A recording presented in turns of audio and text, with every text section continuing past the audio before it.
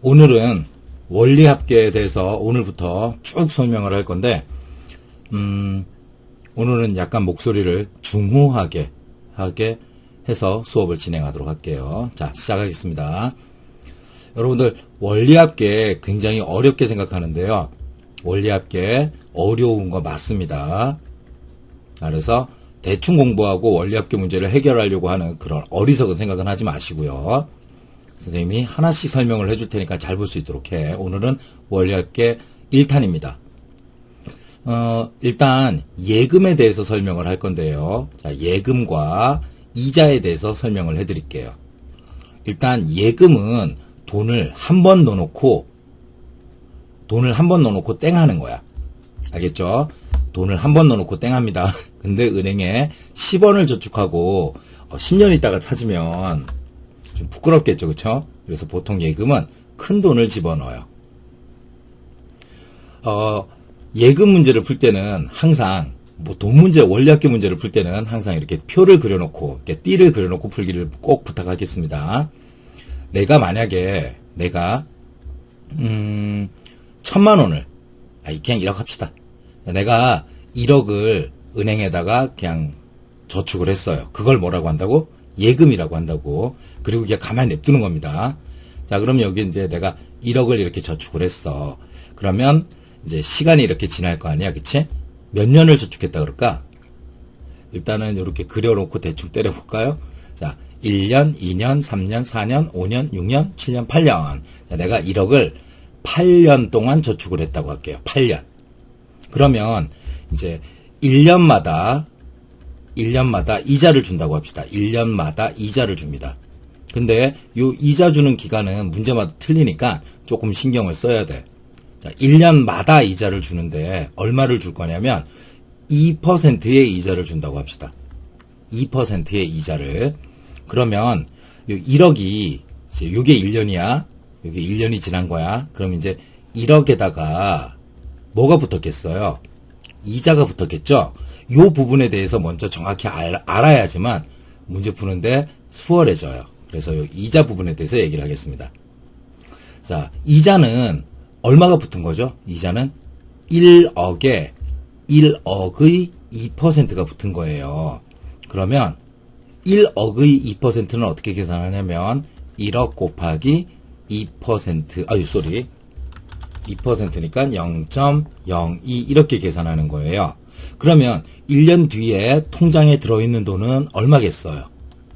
1억은 없어지면 돼, 안 돼? 안 되지. 1억은 그대로 있고 1억에 몇 퍼센트가? 2%가 0.02가 들어있겠지. 자, 그런데 우리는 요걸 딱 보면 1억으로 뭐 하고 싶어요? 인수분해를 하고 싶죠? 그래서 인수분해를 하면 1 플러스 0.02가 돼요. 자, 여기 다 쓰셨죠? 다 쓰셨을 테니까 이 부분은 좀 지울게요. 이 지우면 안 되는데. 그래서, 그래서 여기에 있는 돈은 얼마다? 1억에 1 플러스 0.02가 됩니다.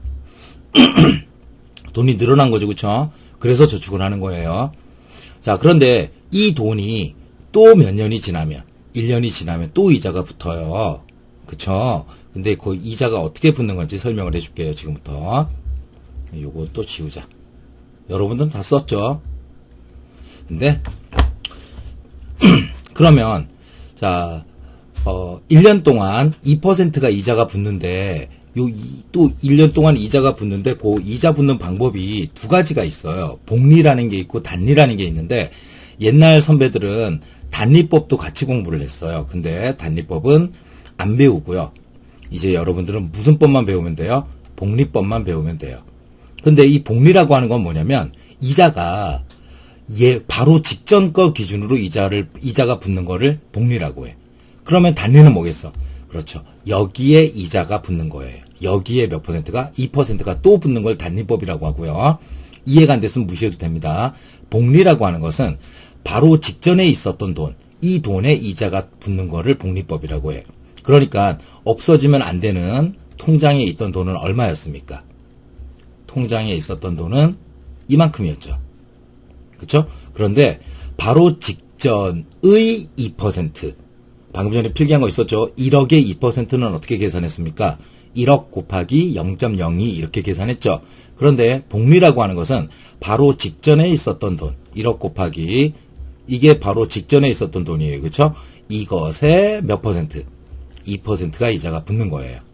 자, 우리는 인수분해를 좋아하니까 또 인수분해 할까요? 자, 위아래 공통으로 있는 게 1억에 1 플러스 0.02죠. 이렇게 묶어내면 여기서는 얼마가 남고요? 1이 남고요. 여기서는 요거 빠져나가니까 요게 남겠지? 0.02가 돼요. 자, 복리법 꽤 어려운 계산이지만 다행히 자, 이렇게 인수분해 하니까 이뻐졌죠? 1억에 1 플러스 0.02의 제곱 이렇게 됐네요. 그쵸? 그래서 처음에 넣었던 돈이 1년이 지나면 1억에 1 플러스 0.02가 되고요. 이 돈이 또 1년이 지나면 복리법으로 이자가 붙어서 이렇게 돼요. 아이고 좋아라 그치? 돈이 막 늘어나겠다. 그러니까 여러분들도 나중에 이상한 짓 하지 말고 은행에 저축하는 게 제일 좋아요. 그러면 얼마가 됩니까? 이렇게 됐어요. 그러면 우리는 규칙을 파악하는 연습을 했잖아. 그치? 그 보니까 이제 처음에 얼마를 넣었더니 1억을 넣었더니 1년을 지나면 1억 곱하기 1 플러스 0.02의 1승이 됐죠. 또 1년이 지나서 총 몇 년이 지나면 2년이 지나면 1억에 1 플러스 0.02의 제곱이 돼요. 궁금한 사람은 한 번 더 해봐도 되지만 3년이 지나면 어떻게 될까요? 1억에 1 플러스 0.02의 3승이 되겠죠. 그런데 4년 지나고 5년 지나고 6년 지나고 7년 지나고 자, 몇 년 후에 8년 후에 돈을 찾게 되면 8년 후에 우리가 찾을 수 있는 돈은 얼마가 되냐면 1억 곱하기 1 플러스 0.02의 8승이 돼요. 이거를 뭐라고 하냐면 1억에 대한 원리합계라고 하는데요. 이 용어도 뭐 그렇게 신경 쓰지 않으셔도 돼요.